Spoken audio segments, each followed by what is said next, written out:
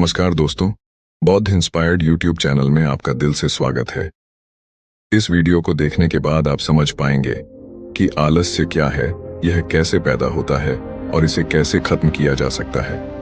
एक बार आलस्य से परेशान एक व्यक्ति गौतम बुद्ध के पास आता है और कहता है, बुद्ध, मेरे अंदर बहुत आलस्य है। मैं इस आलस्य की वजह से अपने जीवन में वह सब कुछ नहीं कर पा रहा जो मैं करना चाहता हूँ। इस आलस्य ने मुझे बहुत परेशान कर रखा है। इसकी वजह से मैं अपने जीवन में उन्नति नहीं कर पा रहा हूँ। कृपया आप मुझे इस आलस्य से छुटकारा पाने का कोई तरीका बताएं। ये सुन गौतम बुद्ध मुस्कुराते हैं और उस आलसी व्यक्ति से कहते हैं, तुम्हें कैसे पता कि तुम्हारे अंदर आलस्य है? उस आलसी व्यक्ति ने कहा, बुद्ध, केवल मैं ही नहीं बल्कि मेरा पूरा परिवार भी यही कहता है कि मैं एक आलसी व्यक्ति हूँ।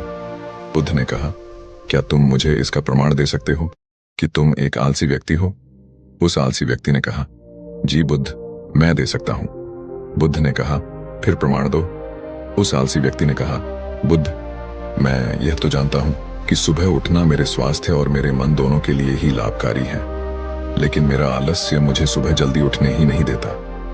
बुद्ध ने कहा, अच्छा, परंतु क्या तुम्हें पता है कि आलस्य होता क्या है? उस आलसी व्यक्ति ने कहा, बुद्ध, मुझे यह तो नहीं मालूम कि आलस्य होता क्या है, लेकिन यह जो कुछ भी है बहुत बुरा है। बुद्ध ने कहा, आलस्य एक मानसिक अवस्था है, एक भाव है, एक विचार है, जिसे जाने अनजाने में हम इंसान खुद ही अपने अंदर पैदा करते हैं। आलसी व्यक्ति ने कहा, परंतु वह कैसे बुद्ध? बुद्ध ने कहा, पहले तो तुम ये समझो कि हमारे भीतर आलस्य दो कारणों से पैदा होता है। पहला कारण है शारीरिक और दूसरा कारण है मानसिक। शारीरिक आलस्य का पहला कारण है भोजन। जब हम कोई ऐसा भोजन ग्रहण करते हैं जिसमें खुद को जीवन नहीं है, तो यह भोजन हमारे शरीर के लिए बोझ बन जाता है और फिर यह हमारे अंदर आलस्य पैदा करता है, क्योंकि हमारा शरीर भोजन से मिलने वाली ऊर्जा के सहारे चलता है और फिर हम इसे जैसा भोजन देते हैं वैसे ही ऊर्जा हमारे शरीर को भी प्राप्त होती है। इसलिए अगर तुम आलस्य से बचना चाहते हो तो आसानी से पचने वाले और सीधे प्राकृतिक से प्राप्त होने वाले भोज्य पदार्थों को अपने भोजन में शामिल कर दो। शरीर के स्तर पर आलस्य का दूसरा कारण है गलत तरीके से चलना, गलत तरीके से बैठना और गलत तरीके से लेटना। गौतम बुद्ध ने आश्रम के भिक्षुओं की तरफ इशारा करते हुए उस आलसी व्यक्ति से कहा, अगर तुम ध्यान से देखो तो तुम्हें आश्रम के इन भिक्षुओं के चलने, बैठने और लेटने की अवस्थाओं में एक विशेष प्रकार का संतुलन नजर आएगा। जब यह चलते हैं तो इनके पैरों के बीच एक तालमेल होता है। जब यह बैठते हैं तो इनकी रीढ़ की हड्डी एकदम सीधी होती है और गर्दन थोड़ी सी ऊपर होती है, और जब यह लेटते हैं तो इनका शरीर एकदम शिथिल होता है। इनके शरीर के किसी भी अंग पर कोई तनाव नहीं होता, जिसके कारण यह एक गहरी और आरामदायक नींद ले पाते हैं। उस आलसी व्यक्ति ने पूछा, बुद्ध, क्या पर्याप्त नींद लेना भी उतना ही जरूरी है? बुद्ध ने कहा, ना कम ना ज्यादा, हमेशा ही पर्याप्त मात्रा में सोना लाभकारी होता है। अगर तुम आज रात पर्याप्त नींद नहीं लेते तो तुम्हारा कल का पूरा दिन थकान और आलस्य से भरा होगा। इसलिए पर्याप्त नींद भी उतनी ही जरूरी है। आलसी व्यक्ति ने कहा, हाँ बुद्ध, यह तो मैंने भी महसूस किया है। बुद्ध ने कहा, शरीर के स्तर पर आलस्य का तीसरा कारण है सुबह जल्दी ना उठना। यह सुन उस आलसी व्यक्ति ने कहा, हाँ बुद्ध, मैं तो सुबह जल्दी उठ ही नहीं पाता हूं। बुद्ध ने कहा, तुम सुबह जल्दी तब उठ पाओगे जब तुम रात में जल्दी सोओगे।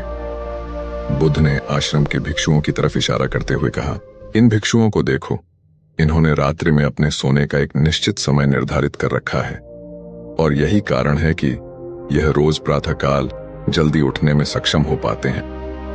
हर एक बौद्ध भिक्षु को अनुशासन का पालन करना होता है और यही अनुशासन इनके जीवन में संतुलन लाता है। कुछ लोग अनुशासन को एक बंधन समझते हैं।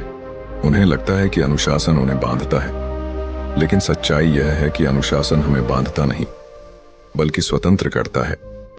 इसलिए अगर तुम शारीरिक स्तर पर आलस्य से छुटकारा पाना चाहते हो तो खुद को अनुशासन में ढालो, एक निश्चित दिनचर्या का पालन करो। उस आलसी व्यक्ति ने कहा, लेकिन बुद्ध, शुरुआत कहां से करें? सही तरह का भोजन करने से, सही तरह से बैठने, लेटने और चलने से, या फिर सुबह जल्दी उठने से? बुद्ध ने कहा, शुरुआत अभी से करो। जो भी तुम इस समय कर रहे हो उसे पूरे ध्यान से करो। पहले तुम मन के स्तर पर आलस्य को समझो। बुद्ध ने कहा, मन के स्तर पर आलस्य का पहला कारण है हमारी पुरानी गलत धारणाएं। जब हम किसी काम के लिए खुद को काबिल नहीं समझते, तब हमारे भीतर आलस्य पैदा होता है।